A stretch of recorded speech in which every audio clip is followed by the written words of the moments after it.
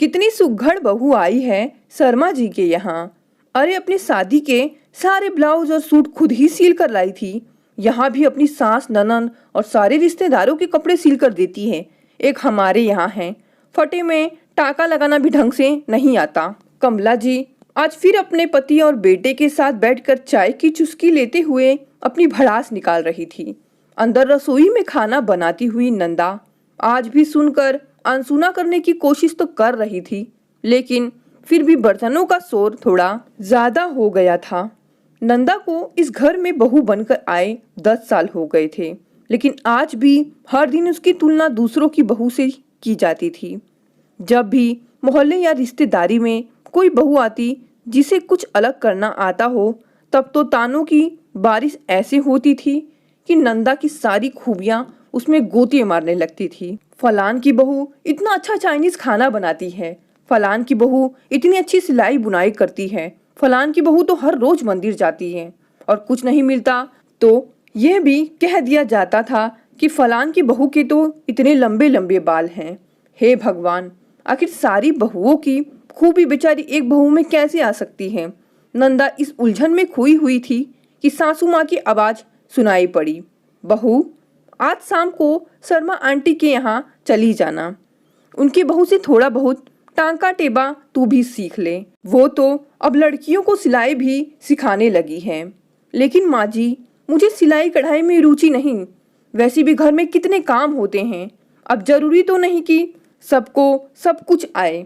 आज नंदा भी बोल पड़ी, हाँ हाँ, तुझे तो मेरा कुछ बोलना भी अखरता है। तेरे भले के लिए ही बोल रही हूँ। मैं कौन सा सारी जिंदगी बैठी रहूंगी।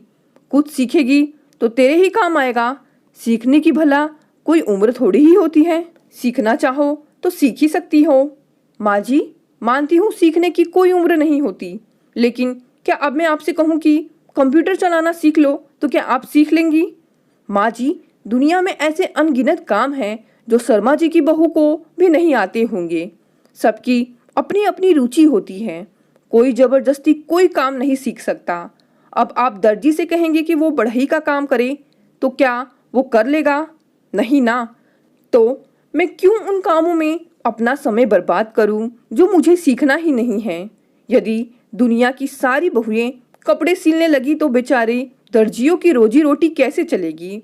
आपको मेरा सिलाई ना करना दिखता है, लेकिन आपको ये नहीं दिखता कि मैं अपने बच्चों को खुद पढ़ाती हूँ, फालतू में ट्यूशन की फीस नहीं भरती, बैंक और सारे सरकारी काम भी खुद कर देती हूँ। ये भी नजर नहीं आता। कमला जी हैरान सी अपनी बहू का मुंह ताकने लगी। कहती भी क्या, उन्होंने खुद भी तो कभी सिलाई बुनाई नहीं सीखी थी। उनकी बहू नंदा तो पढ़ी लिखी थी, लेकिन उन्होंने खुद तो 4वीं कक्षा में ही पढ़ाई छोड़ दी थी, क्योंकि उनकी पढ़ने में रुचि नहीं थी। उस दिन के बाद कमला जी ने कम से कम दूसरों की बहू से नंदा की तुलना करना तो छोड़ ही दिया, क्योंकि उन्हें समझ में आ गया था कि मेरी बहू जैसी भी है परफेक्ट ही है। दोस्तों, ये कहावत काफ़ी हद तक सही है कि दूसरों की थाली में घी हमेशा ज़्यादा नज़र आता है।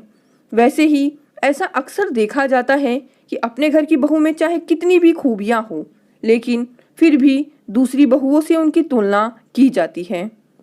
दोस्तों, आपको कहानी पसंद आई तो इसे लाइक और शेयर करें और मेरे चैनल को भी सब्सक्राइब करें।